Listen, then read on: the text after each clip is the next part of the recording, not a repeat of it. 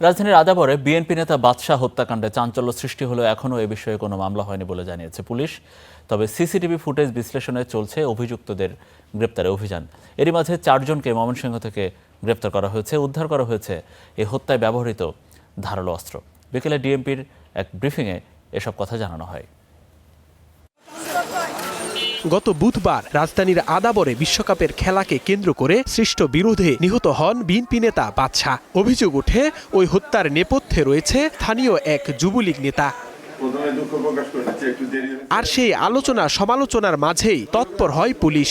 শুক্রবার হত্যাকাণ্ডে জড়িত 4 জনকে ময়মনসিংহ থেকে গ্রেপ্তার করা হয়। এ সময় উদ্ধার করা হয় হত্যাকাণ্ডে ব্যবহৃত ধারালো অস্ত্র। বিকেলে ডিএমপির মিডিয়া সেন্টারে অতিরিক্ত পুলিশ কমিশনার শফিকুল ইসলাম জানান, হত্যার নেপথ্যে রাজনৈতিক সংশ্লিষ্টতার অভিযোগ খতিয়ে দেখা হচ্ছে। সিসিটিভি ফুটেজ বিশ্লেষণ, গোয়েন্দা তথ্য ও প্রযুক্তির সহায়তায় ডিবি তেজগাঁ বিভাগ আসামিদের অবস্থান শনাক্ত করে।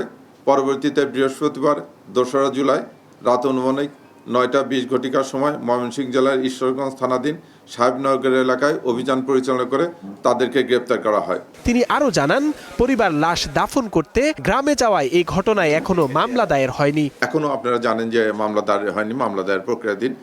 মামলা দায়ের হলে আমরা এই মামলা নিয়ে তদন্ত করে আমরা এই বাকি যে জিনিসগুলো দেখছেন এর সঙ্গে কারা কারা জড়িত, কোনো রাজনৈতিক দ্বন্দ্ব আছে বা অন্য কোনো দ্বন্দ্ব আছে কিনা এগুলো আমরা সব খতিয়ে দেখব ইনশাআল্লাহ। আদাবরের এই ঘটনায় এখন পর্যন্ত মোট 9 জনকে গ্রেপ্তার করা হয়েছে। Jisan Ahmed, star news, Dhaka.